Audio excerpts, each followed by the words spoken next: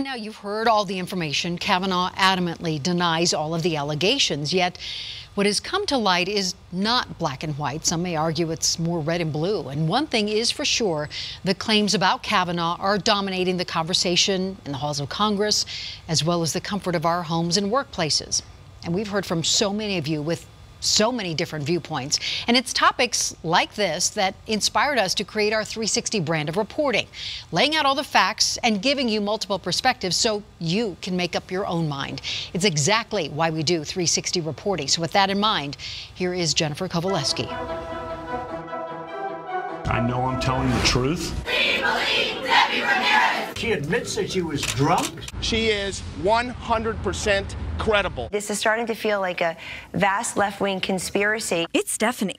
The back and forth, the finger pointing, name calling, the politics, and the sad familiarity of it all. These people are not props for us to make our political points, nor are they to be demolished like Anita Hill. The man nominated for the highest court in the land, accused of the lowest conduct. We begin this 360 with two phrases, two perspectives that have come to symbolize the debate. On one hand, the age-old belief in our democracy that the accused is innocent until proven guilty. Kathy emailed us and asked that very question. What happened to innocent until proven guilty? And the always believe the women seems to belong to the Dems. Hillary says believe the women. Oh, except the ones who accuse my husband. We believe Dr. Ford. But on the other hand, start by believing.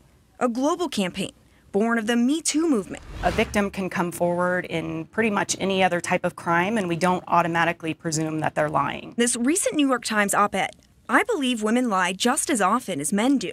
I believe the standard presumed innocent must always trump the slogan, believe women, if we intend to live in a free and fair society. To which one reader responded, presumption of innocence is essential in a criminal trial.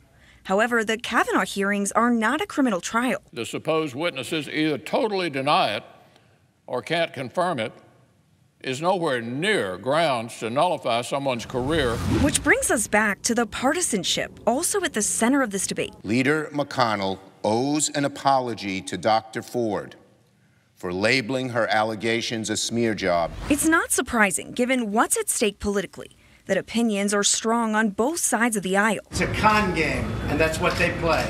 And that's about the only thing they do well. Some question whether it's reasonable for women to wait years to speak up. Amanda wrote to us on Facebook saying, I'm sorry to say this, but if you wait 10, 15, 20, 30 years to come forward, then your case holds no water. Bree Franklin with the Colorado Coalition Against Sexual Assault says that's not fair. Really disappointing and frustrating to hear some of the age-old boys will be boys, and this was so long ago it doesn't matter. She also says times were a lot different 30 years ago, and speaking up back then was rarely seen as acceptable. The message that this is sending to survivors is that their experiences don't matter, that even if they do come forward, it will be discounted and not taken seriously. Others question if men should be held accountable for things they did as teens. Allegations from decades ago, I don't think should be excused or ignored. Dr. Brian Johnson is a child psychologist and professor at UNC in Greeley. He says an assault like the one described by Kavanaugh's first accuser,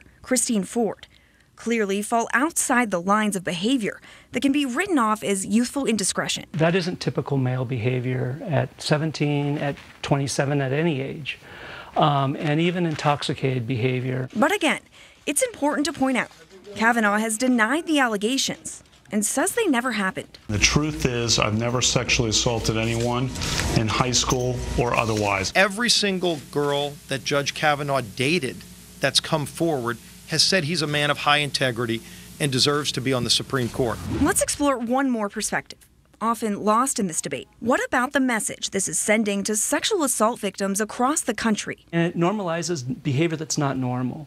And for me, that's one of the biggest problems of this whole debate, and is really a disservice to society. As the debate rages on, here's the truth. It's a he said, she said, and everyone seems to have something to say about it. But what's at stake is a lifetime appointment to the highest court in the land. Now, I know there are other viewpoints out there too, and I want to hear from you. Email me or send me a message on Facebook. Let's continue our conversation online. Ann? Thank you, Jen.